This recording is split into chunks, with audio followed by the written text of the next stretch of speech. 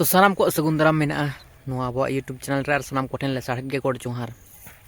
तो वीडियो बंदो रेना ओना साथे मोबाइल रेना प्रॉब्लम जहाँ कना ओना को बारे बन गपाल मारा ओना रेना जहाँ मेन रीजन कना अपन बाड़ाया दिन ठीक है माने चैनल हो चलाव ठीक ठाक भाव तेगे न्यूज चैनल जहाँ सानतार साथ बन बाड़ाया ओना साथे व्लॉग हो चलाव ओना साथे मार्केटिंग बिजनेस को हो करा बाड़ाय मार्केटिंग बिजनेस रे मोटामुटी 200-500-700 कते कमाव प्रतिदिन आ ताले टटका गया ओना मोबाइल हो बड़ी ना सैमसंग जहाँ F23 तहे कना टटका के ओना मोबाइल बड़ी एनखान अदुन डिसाइड किदा मोबाइल हतावा मोबाइल दुकान चलावना आ थाले उनका कते जहाँ मोबाइल टारगेट लेता ओना तो बांग हता हुइना एटा हता हुइना अदो दुकानी जखन को मेनता अदुन हिन ले केता तले चे बन ले बड़ाल दा ले दो अदो ओना को एमाव दिया तारपरे परे दिन तो मिद बार दिन परे आरो चला लेन थे अदुन मेताव कना जे समस्या तो निये गे मोबाइल हताव कोनो समस्या बनु किंतु कथा तो हुयुग कना निये जे किस्ती 1 तारीख रे बन एम दाड़े ओना डेट चेंज कतिन पे और जहाँ हुयुग कना किस्ती जहाँ बढ़ती पे ओना कम कतिन पे जे पोलो रे मेता को थे जे 1500 खुना 2000 मध्य जेमन किस्ती हुयुग मन ओना मेता को थे तला ओना दो बांगो कराव कल तारपर फाइन जहाँ दमा कते ओ गेदा ओना मेता को थे जे ओना बंदो पे तला ओना को बांग को बंदो दाड़ायदा परते लेदा को पोलो रे जा कराव तना ताकना पोलो रे कराव गान को तो दो कराव दो बांग गान आदो उनको को हो नवा गे मिस्टेक इन ले तको जहाँ कस्टमर के हजुआय पोलो रे मेन दरकार ताहे कना जतो किछु सिस्टम फाइनेंस ते हताव रेना जहाँ तिना सिस्टम मेना क्रिएट एरिया मेन ती ताहे कना किंतु इन हो अडुमटु रे हड़बड़ा रे हताव कितኝ कारण दो इन चाप दो बांग ताहे कन तिनी उन चाप दो कारण नोते कमी हुई कमी थे कारखाना रे ओना साथे मार्केटिंग बिजनेस हो ठीक ठाक बापते चला कान तिन थे ओना मार्केटिंग हुई कराव थे ओना साथे आरो एटा मार्केटिंग बिजनेस रे इन्वेस्ट हो लेना पैसा ताहले चे चिकेना आस्ते आस्ते ओना जहाँ मार्केटिंग बिजनेस डाउन ना बोलते मिद समय को मेने थे जे जतो कंपनी बंदोआ जहाँ तिना के विंजो जहाँ तिना के उनका लेकाना कंपनी मेना मार्केटिंग कंपनी जतो बंदोआ ताले उन समय डाउन लेना कटी ताले तबुर हो ठीक ठाक के चला कान थे पैसा को कमाव हुयुग कान थे 200-500-700 कते एटा कंपनी रेना हो जहाँ इनकाम ना रहो हुयुग कान थे मोटामुटी ओना का तुलो दो बांग गानोग कान थे और नोवाटा तो तुलो दो गानोग कान थे एटा और बारे कंपनी रे कराव हुइलेन थे माने जतो के ठीक ठाक भाबते चला कान थे और मिटेन कंपनी जहाँ कराव लेता हानाटा मोबाइल रे जतो किछु ताहे कना ना डिटेल्स को ताले हाना मोबाइल रे ताहेना जतो किछु डिटेल्स ताले आदो हाना रे दो कोनो खबर बन नाम दाड़ायदा तारपरे दिन के चला चलाते नेल दिन नोआ कंपनी हो बंद किदा को टटका गे आ पैसा तो ताहेन गया ओना कंपनी रे ना कंपनी रे पैसा तो ताहेना तुलो दो बांग गान लेना ताले कंपनी तो बंद के ओना साव साथे आर मिटेन जहाँ कंपनी करा हुयुग कान थे ओना रे हो लॉस चलावना ना जहाँ तिना कमाव हुयुग कान थे झोतो टका के लॉस चलावना आ ताले समस्या हेजना निये गे ᱱᱚᱣᱟ ᱢᱳᱵᱟᱭᱤल ᱨᱮᱱᱟᱜ ᱡᱟᱦᱟᱸ ᱠᱤস্ᱛᱤ ᱛᱟᱦᱮᱸ ᱠᱟᱱᱟ 3000 টাকা ᱠᱟᱛᱮᱫ, ᱢᱟᱱᱮ 2778 টাকা। তাহলে ᱟᱹᱰᱤ ᱵᱟᱹᱲᱛᱤ ᱞᱟᱜᱟᱣᱱᱟ, ᱴᱟᱴᱠᱟ ᱜᱮ ᱪᱟᱯ ᱢᱤᱫᱴᱮᱱ ᱧᱩᱨᱩᱭᱱᱟ। তাহলে ᱚᱱᱟ ᱠᱷᱟᱹᱛᱤᱨ ᱟᱨᱚ ᱯᱨᱚᱵᱞᱮᱢ ᱥᱚᱢᱚᱥᱥᱟ ᱛᱚ ᱱᱚᱣᱟᱜᱤᱧ ᱵᱩᱡᱽ ᱠᱮᱫᱟ, ᱢᱟᱱᱮ ᱯᱨᱚᱛᱤᱵᱟᱨ ᱜᱮ ᱮᱢ ᱦᱩᱭᱱᱟ, ᱟᱨ ᱢᱤᱫ ᱫᱷᱟᱣ ᱮᱢ ᱦᱩᱭᱩᱜ ᱞᱟᱹᱜᱤᱫ ᱩᱱ ᱚᱠᱛᱚ ᱜᱮ ᱯᱨᱚᱵᱞᱮᱢ ᱠᱨᱤᱭᱮᱴ ᱮᱱᱟ ᱱᱤᱭᱟᱹ ᱜᱮ ᱡᱮ ᱯᱚᱭᱥᱟ ᱵᱟᱝ ᱢᱮᱱᱮᱡ ᱜᱟᱱᱚᱜ ᱠᱟᱱᱟ। তাহলে ᱪᱮᱫ ᱪᱤᱠᱟᱹᱭ ᱦᱩᱭᱩᱜᱼᱟ? ᱤᱧ ᱴᱟর্গেᱴ ᱠᱮᱫᱟ ᱡᱮ ᱵᱟᱭᱨᱮ ᱠᱟᱹᱢᱤ ᱜᱮ ᱪᱟᱞᱟᱜ ᱦᱩᱭᱩᱜᱼᱟ, ᱱᱤᱛᱚᱜ ᱦᱚᱨ ᱢᱟ ᱵᱟᱹᱱᱩᱜᱼᱟ, ᱮᱸᱰᱮᱠᱷᱟᱱ ᱫᱚ ᱯᱷᱟᱭᱤᱱ ᱵᱟᱝ ᱠᱚ ᱠᱟᱴᱟᱣᱟ। ᱯᱷᱟᱭᱤᱱ ᱵᱟᱝ ᱠᱚ ᱠᱟᱴᱟᱣᱟ, ᱚᱱᱟ ᱠᱷᱟᱹᱛᱤᱨ ᱵᱟᱭᱨᱮ ᱠᱟᱹᱢᱤᱧ ᱵᱟᱜᱟᱣᱱᱟ। ᱵᱟᱨᱭᱟ ᱯᱮᱭᱟ ᱠᱳম্ᱯᱟᱱᱤ ᱨᱮ ᱠᱟᱹᱢᱤ ᱦᱩᱭᱱᱟ, ᱚᱸᱰᱮ ᱦᱚᱸ ᱦᱟᱱᱟ ᱱᱤᱭᱟᱹ ᱥᱚᱢᱚᱥᱥᱟ ᱛᱮᱜᱮ ᱯᱮᱨᱮᱡ ᱮᱱᱟ। ᱚᱸᱰᱮ ᱦᱚᱸ ᱥᱚᱢᱚᱥᱥᱟ ᱦᱩᱭᱱᱟ। ᱯᱳᱭᱞᱳ ᱠᱟᱨᱠᱷᱟᱱᱟ ᱵᱟᱜᱟᱣ ᱦᱩᱭ ᱞᱮᱱᱟ, ᱚᱸᱰᱮ ᱦᱚᱸ ᱯᱚᱭᱥᱟ ᱱᱤᱭᱮ ᱦᱮᱨᱯᱷᱮᱨ। আর এমন জায়গা রে চালাও হই কানা, মানে রড কারখানা, গুড়ে গুড়ে গিড়চিপিট কিটিকিটি, মানে রড রেনাক বান্ডেল লোডোᱜᱼᱟ আনলোডোᱜᱼᱟ, ᱚᱱᱟ ᱪᱮᱛᱟᱱ ᱨᱮ ᱫᱮᱡ ᱠᱟᱛᱮ ᱞᱳᱰ ᱦᱩᱭᱩᱜᱼᱟ। ᱟᱨ ᱡᱩᱫᱤ ᱚᱱᱟ রড রেনাক ᱚᱱᱟ গুড়ে ᱨᱮ ᱧᱩᱨᱩᱜᱼᱟ, ᱛᱚ ᱪᱮᱫ ᱡᱤᱞᱡᱟᱝ ᱪᱮᱫ ᱦᱚᱸ ᱵᱟᱝ ᱛᱟᱦᱮᱱ ᱛᱟᱢᱟ। ᱚᱱᱠᱟ ᱞᱮᱠᱟᱱᱟᱜ ᱨᱤᱠᱥ ᱨᱮᱱᱟᱜ ᱠᱟᱹᱢᱤ ᱪᱟᱞᱟᱣ ᱦᱩᱭ ᱞᱮᱱᱟ।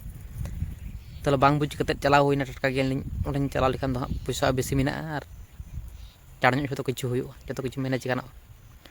ᱚᱱᱟ ᱯᱚᱨᱮ ᱚᱱᱟ ᱦᱚᱸ ᱵᱟᱝ ᱦᱩᱭ ᱞᱮᱱᱟ। ᱛᱟᱨᱯᱚᱨᱮ ᱱᱮক্সᱴ বার আরও এটাᱜ কোম্পানি চালাও হই লেনা। ᱚᱸᱰᱮ ᱞᱮ ᱪᱟᱞᱟᱣ ᱞᱮᱱᱟ 9 ᱦᱚᱲ, 9 ᱦᱚᱲ ᱨᱮ 12 ᱦᱚᱲ ᱠᱚ ᱦᱟᱛᱟᱣ ᱠᱮᱫ ᱞᱤᱧᱟ ᱠᱟᱹᱢᱤ, ᱟᱨ 2 ᱦᱚᱲ ᱫᱚ ᱵᱟᱝ ᱠᱚ ᱦᱟᱛᱟᱣ ᱞᱮᱫ ᱞᱮᱭᱟ। ᱠᱟᱨᱚᱱ ᱫᱚ ᱦᱩᱭᱩᱜ ᱠᱟᱱᱟ ᱩᱱᱠᱩᱣᱟᱜ ᱫᱚ 18 বছর ᱟᱹᱣᱨᱤ ᱦᱩᱭᱩᱜ ᱛᱟᱠᱚᱣᱟ, ᱟᱹᱞᱤᱧᱟᱜ ᱫᱚ ᱦᱩᱭ ᱠᱟᱱᱟ 18 বছর ᱵᱚᱭᱚᱥ। তাহলে ᱚᱱᱟ ᱠᱷᱟᱹᱛᱤᱨ ᱟᱨᱚ ᱥᱚᱢᱚᱥᱥᱟ। ᱚᱸᱰᱮ ᱡᱟᱦᱟᱸ ᱞᱮᱠᱟ ᱠᱟᱛᱮ ᱢᱮᱱᱮᱡ ᱦᱩᱭᱱᱟ, ᱢᱤᱫ ᱵᱟᱨ ᱫᱤᱱ ᱛᱟᱦᱮᱸ ᱦᱩᱭᱱᱟ, 2 ᱦᱚᱲ ᱠᱟᱹᱢᱤ ᱠᱟᱛᱮ 2 ᱦᱚᱲ 9 হড় লে চালাও কেদা, জম ᱧᱩ, পয়সা টাকা মা বানুয়া। তাহলে ᱪᱮᱫ ᱮᱢ ᱪᱤᱠᱟᱹᱭᱟ? ᱚᱸᱰᱮ ᱠᱚ ᱛᱟᱦᱮᱸ ᱦᱚᱪᱚᱣᱟᱜ ᱞᱮ, ᱚᱱᱟᱜᱮ ᱢᱤᱫᱴᱟᱝ ᱵᱷᱟᱞᱮ ᱵᱩᱡᱽ ᱮᱱᱟ। ᱛᱟᱨᱯᱚর আরও নেক্সট আরও এটাᱜ জায়গা রে ᱠᱟᱹᱢᱤ ᱵᱟᱜᱟᱣ ᱦᱩᱭᱱᱟ। ᱚᱸᱰᱮ ᱠᱟᱹᱢᱤ ᱵᱟᱜᱟᱣ ᱠᱟᱛᱮ ᱚᱸᱰᱮ ᱦᱚᱸᱞᱮ ᱠᱟᱹᱢᱤ ᱵᱟᱲᱟ ᱠᱮᱫᱟ, ᱴᱷᱤᱠ ᱴᱷᱟᱠ ᱜᱮ ᱦᱩᱭᱩᱜ ᱠᱟᱱ ᱛᱟᱦᱮᱸ। ᱚᱸᱰᱮ ᱦᱚᱸ ᱠᱟᱹᱴᱤᱡ ᱨᱤᱠᱥ ᱨᱮᱱᱟᱜ ᱠᱟᱹᱢᱤ ᱠᱟᱱᱟ, ᱢᱟᱱᱮ ᱥᱚᱦᱚᱡ ᱠᱟᱹᱢᱤ ᱢᱮᱱ ᱠᱟᱛᱮ ᱠᱚ ᱫᱤᱣ ᱠᱟᱜ ᱞᱮ ᱛᱟᱦᱮᱸ। ᱟᱨ ᱥᱚᱦᱚᱡ ᱠᱟᱹᱢᱤ ᱠᱚᱫᱚ ᱠᱩᱲᱤ ᱜᱤᱫᱽᱨᱟᱹ ᱠᱚᱠᱚ ᱫᱚᱦᱚ ᱟᱠᱟᱫ ᱠᱚᱣᱟ, ᱟᱨ ᱡᱚᱴᱤᱞ ᱠᱟᱹᱢᱤ ᱡᱟᱦᱟᱸ ᱠᱚᱴᱷᱤᱱ ᱧᱚᱜ ᱜᱮᱭᱟ ᱠᱟᱹᱢᱤ ᱠᱚᱫᱚ ᱚᱱᱟ ᱠᱚ ᱠᱟᱹᱢᱤ ᱫᱚ ᱠᱚᱲᱟ ᱜᱤᱫᱽᱨᱟᱹ ᱠᱚ ᱠᱟᱹᱢᱤ ᱦᱚᱪᱚᱭᱮᱫ ᱠᱚᱣᱟ। ᱚᱱᱟ ᱦᱚᱸ ᱟᱹᱰᱤ ᱢᱟᱨᱟᱝ ᱥᱤᱲᱤ ᱨᱮ ᱫᱮᱡᱚᱜ ᱦᱩᱭᱩᱜᱼᱟ, ᱟᱹᱰᱤ ᱛᱷᱟᱠ ᱠᱚᱨᱟᱣ ᱦᱩᱭᱩᱜᱼᱟ, ᱟᱹᱰᱤ ᱪᱮᱛᱟᱱ ᱛᱷᱟᱠ ᱠᱚᱨᱟᱣ ᱦᱩᱭᱩᱜᱼᱟ। ᱚᱱᱟ ᱨᱳᱞ ᱫᱮᱡᱚᱜ ᱦᱩᱭᱩᱜᱼᱟ ᱚᱱᱟ ᱪᱮᱛᱟᱱ ᱨᱮ, ᱥᱤᱲᱤ ᱨᱮ ᱡᱚᱠᱷᱚᱱ ᱨᱟᱠᱟᱵ ᱦᱩᱭᱩᱜᱼᱟ ᱥᱤᱲᱤᱛᱮ, ᱩᱱ ᱥᱚᱢᱚᱭ ᱟᱹᱰᱤ ᱨᱤᱠᱥ, 2-3 ᱛᱟᱞᱟ ᱨᱟᱠᱟᱵ ᱦᱩᱭᱩᱜᱼᱟ, ᱟᱹᱰᱤ ᱨᱤᱠᱥ ᱨᱮᱱᱟᱜ ᱠᱟᱹᱢᱤ। ᱚᱸᱰᱮ ᱠᱷᱚᱱ ᱧᱩᱨ ᱞᱮᱱᱠᱷᱟᱱ ᱥᱯᱚᱴ ᱰᱮᱰ। ᱛᱚ ᱚᱱᱠᱟ ᱞᱮᱠᱟᱱᱟᱜ ᱨᱤᱠᱥ ᱨᱮᱱᱟᱜ ᱠᱟᱹᱢᱤ ᱵᱟᱜᱟᱣ ᱦᱩᱭ ᱞᱮᱱᱟ। ᱚᱸᱰᱮ ᱦᱚᱸᱠᱚ ᱞᱟᱹᱭᱫᱟ ᱡᱮ ᱵᱷᱩᱛᱮ ᱩᱰᱩᱠᱚᱜᱼᱟ। ᱛᱟᱨᱯᱚᱨ ᱪᱮᱫ ᱪᱤᱠᱟᱹᱭᱮᱱᱟ? ᱚᱸᱰᱮ ᱦᱚᱸ ᱟᱨᱚ ᱢᱤᱫᱴᱮᱱ ᱥᱚᱢᱚᱥᱥᱟ ᱥᱨᱤᱥᱴᱤᱭᱮᱱᱟ। ᱱᱚᱝᱠᱟ ᱜᱮ ᱥᱚᱢᱚᱥᱥᱟ ᱥᱨᱤᱥᱴᱤᱭᱮᱱᱟ,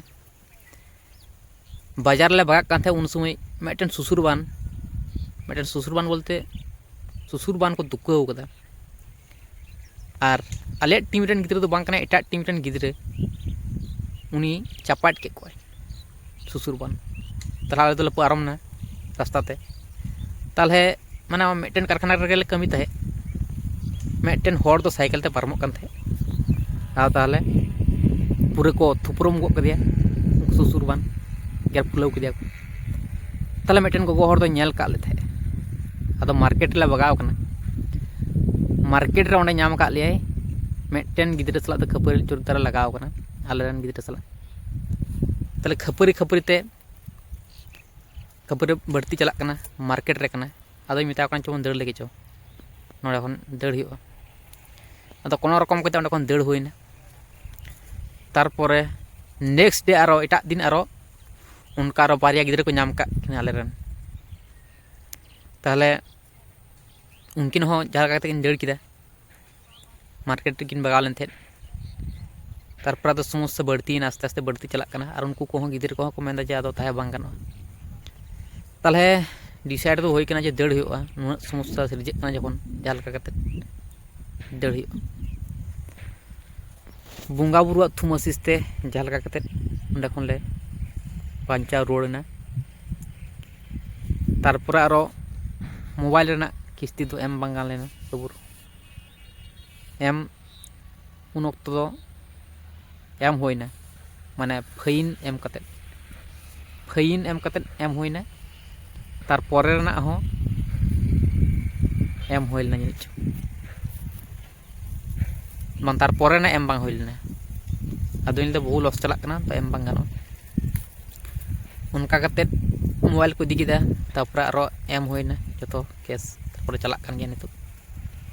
ताहले उनका कते समस्या सिरजक कना और सिरजेव लेना और नितो हो कटी प्रॉब्लम उनका दो ना गया हल्का मोबाइल जो दिन बांग हताव हो कना कथा हो कना निये जो पूरी भावते जे हिलो हताव हो ना मोबाइल गे हाँ उन लोग खना गया दो ठीक ठाक भावते वीडियो को हुई ठीक है जो तो किस्ती पूरा लेनखान ठीक है होना गे मेन समस्या ताहे कना मोबाइल रेना दो बिजनेस हो लॉस चलावना उन तो इन मन थे चे हाँ ठीक गया मान मोबाइल जो हताव हुई चिके पैसा तो कमा हुई तो चाप तो बनू तो कमी से तो कमादा बिजनेस से तो कमा हुई नौका ठोकाव ने मत चिकम बड़ाई थे कोई दोषे दोष का लाभ तो बनू तो उनका समस्या सिरजेव लेना साथे यूट्यूब चैनल हो उनका समस्या खातिर चला बांगा लेना ईमेल आईडी और पासवर्ड हिडिंग होना मोनेटाइजेशन ऑक्तो जहाँ करा हुई लेनते ईमेल आईडी पासवर्ड हिडिंग हुई कना तो उना खातिर के समस्या कटिज सिरजेव लेना जो सत्य समस्या हजूक तो मेंटेन बांग गनत मेंटेन दाड़े खान दो ओंडे कहानी बनाव को किंतु बन मेंटेन दाड़े ओना खातिर दुर्बल चाबायना तो ठीक गया आरो वीडियो हजूक गया आस्ते आस्ते हाँ जो किछु प्रॉब्लम सॉल्व लेनखान तो अक्तमा पलम ना उना को उयहर कते कोनो लाभ बनू नितो आरो कोरा हुई हाँ जो किछु प्रॉब्लम सॉल्व लेनखान तो नवा के ताकना मैटर दो मोबाइल रेना ठीक है और यूट्यूब रेना तो ले तबन गया तो ठीक है ताले तेना वीडियो उन देबे गता kan नेक्स्ट वीडियो नेपमा चलो ताला सनाम कोठेन ले साड़ेट की गोड़ जोहार सनाम दिसम होड़ कोठेन ले साड़ेट की गोड़ जोहार चलो बाय बाय और मिटन कथा अडी इम्पोर्टेंट जिनिस कना अडी इम्पोर्टेंट कथा ठीक है अब बन बड़ाया होड़ अब को खुतिया है सब बड़ी ना को चेष्टा तो जो खन मारांग जिनिस जहाँ कना जुदी बुझे बुझ दाड़े निजेते बुझे तबना हड़ लेके तो आमन पतिया जो खन बेसी क्षति को चेष्टा चेक को चेष्टा जहाँते बाम नाम दाड़े उनका लेकना दाड़ेते जहाँ नाम के बांग गानोआ बाम नाम दाड़े ओना शक्ति ते क्षति को चेष्टा बेसी अड़ी बढ़ती क्षति को चेष्टा जहाँते बांग नामोआ उनका लेकना अटैक से उनका लेकना ते बेसी को क्षतिया तो नवा गे हुकना कथा और मिटन जहाँ कथा हुकना